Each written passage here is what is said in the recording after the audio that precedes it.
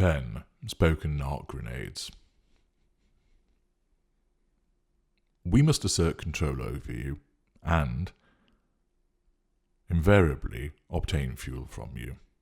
We do this by provoking you, and one of the ways that this happens is for us to lob a spoken narc grenade in your direction. I'm going to describe to you 10 of these such narc grenades that can be deployed by any school of narcissist. Pay attention. Some you'll have heard, some you need to look out for. The purpose of all of them is a quick and effective way of asserting control over you directly and to draw fuel from you by making you react. 10 spoken narc grenades. Number 1, you never. This is the precursor to some kind of criticism about how you do not do something for the narcissist. It is a twin explosive assault against you because not only do I tell you that you are failing me by not doing something for me, I also choose something that you actually do carry out by suggesting that you no longer do a particular act or say a certain thing, when, in all likelihood, you actually do. Thus, the intention of this grenade is to leave you speechless with exasperation and confused as to just how I can say such a thing. Of course, our sense of entitlement enables us to do this.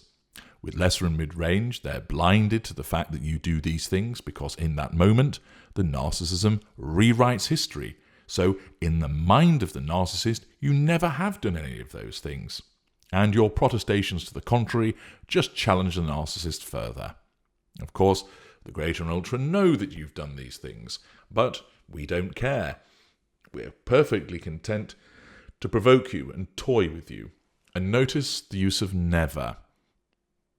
This is common with narcissists because we think in absolutes.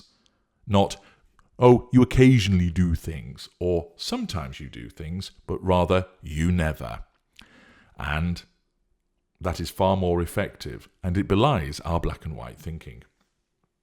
Number 2, you always. The flip side of the first one, and likely to be tossed in your direction not long after the first narc grenade. The allegation of you always will be followed by some put-down and criticism, highlighting a behavioural trait of yours which we deem entirely unsatisfactory. Once again, this is exhibiting our sense of entitlement to speak about you in this way. The revision of history, we're dealing with a lesser or mid-range narcissist, and done unconsciously, and the revision of history done consciously by the greater or the ultra-narcissist. Again, in talking in terms of absolutes, rather than you occasionally do, or it has been known from time to time, you always, suggesting that you always behave in this bad way, which causes considerable affront to you, offends your truth-seeking trait, offends your honesty, offends your decency, and therefore provokes you to react. We highlight something that you do and turn it against you. We find something that you don't do and turn it against you. And it's done to control you, to perplex you. You will, of course, react, unaware that this is a narcissist that is provoking you.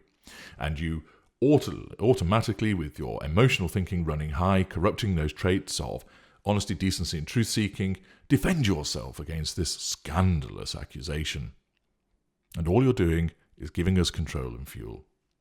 Number 3, I'm sick of you controlling me. Thrown at you in order to project our own rampant control of you. This is often used as well, particularly by mid-range narcissists, to deflect any criticism of us when you chastise us for certain behaviour. So, for example, if you point out the error of our ways, or even try to do so in a constructive way to help us, you will be met with this response. Your attempt to point out the error of our ways challenges us. It threatens our control. You trying to say that we're doing something wrong threatens our control. And therefore, from our perspective, we actually do believe, where lesser and mid-range, that you are trying to control us. Where greater or ultra, we still see it as an attempt to control, but not a successful one. We perceive that you are trying to control us, and that you are trying to break our own control of you. Again, the lesser and mid-range narcissist doesn't know about that need to control you. Either way, we cannot allow this to happen. It is through our control of you that we gain what we want from you, and therefore any threat to this must be met with something that will knock you off balance. Accordingly, accusing you of the very thing that we are doing with this great big dose of projection in this particular Narc grenade will cause such astonishment and consternation that our aim is fulfilled. Number 4. My ex would not do this. A Narc grenade of triangulation. And who better to do it in relation to than your predecessor? By implying that your predecessor has some form of superiority to you, after all the smearing of her name we did when we first ensnared you, not only will you be taken aback by this rampant hypocrisy and volte-face, you will also be mightily offended at being compared to someone who we apparently hate so viciously. Drawing you down to her or his apparent low level will allow us to assert control and will invariably bring forth a reaction from you. Number 5, my ex would do it.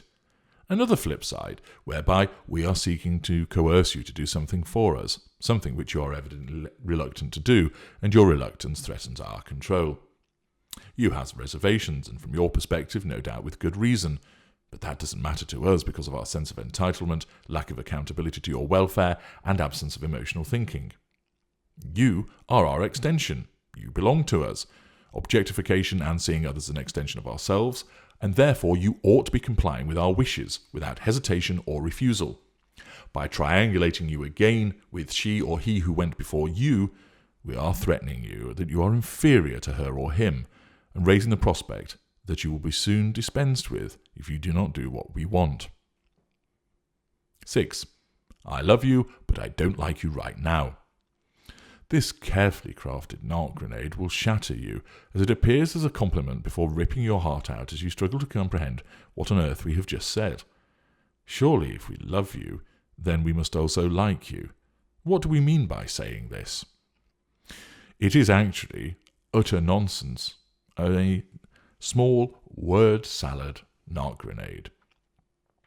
It creates confusion, and will have you trying to persuade us that we must both love and like you, and to get us to explain what it is that we meant. Again, your emotional thinking corrupting your truth-seeker trait. What we actually mean when we throw this grenade towards you is, you say that you love me, but you don't do what I want, therefore I doubt that you love me. And therefore what I'm going to do is say, I do love you, but I don't like you because you're threatening my control. And this is being done with this word salad to provoke you into responding to demonstrate to me that you are under control. Number 7. If you loved me. We recognise that you're a love devotee, a passionate supporter and believer in the concept of love, and we use this as a grenade to bring about compliance. We know that you take pride in your integrity and decency, and therefore you have standards to always uphold. By suggesting that your failure to act in the manner we want, or that you're disagreeing with us, is somehow representative of you loving us less, we are challenging what you stand for, and thus this provocation asserts control over you. This invariably forces you to react by stating your case, reacting in an emotional fashion, and ultimately doing what we want, in order to prove that you do indeed love us. Thus control is obtained, fuel is provided. Number 8. You are overreacting. A favourite to make you react even more.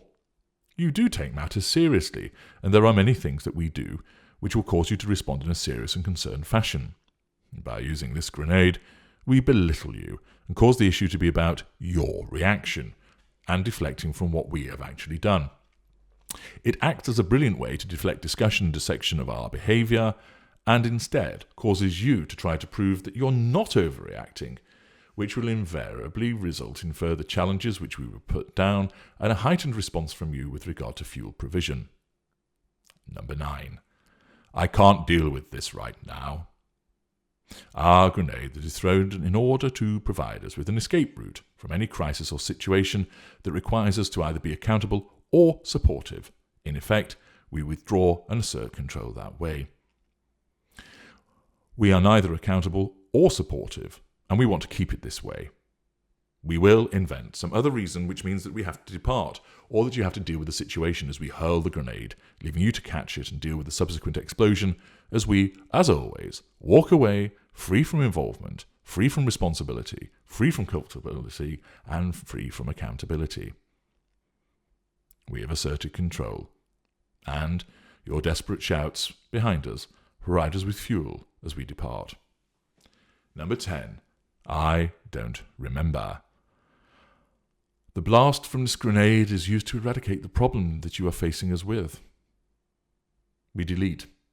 Whether it is an accusation that we failed to do something or evidence of misbehavior, this grenade is a fail-safe way of enabling us to escape the problem. Often it will be used even when it is blatantly clear that we can remember, making your flabbergasted reaction all the more satisfying.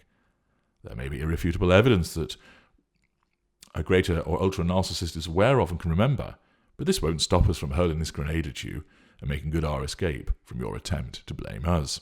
You are not allowed to pin accountability on us, for to do so would be to threaten our control, and that can never happen.